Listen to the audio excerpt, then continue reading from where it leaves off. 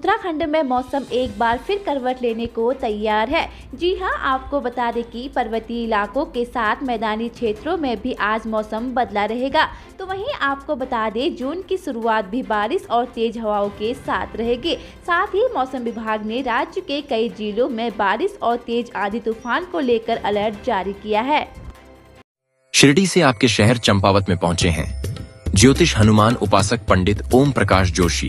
22 मई से 30 मई तक होटल तिवारी कमरा नंबर 123 में प्रातः 9 बजे से सायं 7 बजे तक उपलब्ध। चेहरा और हस्तरेखा देखकर बता रहे हैं भविष्य।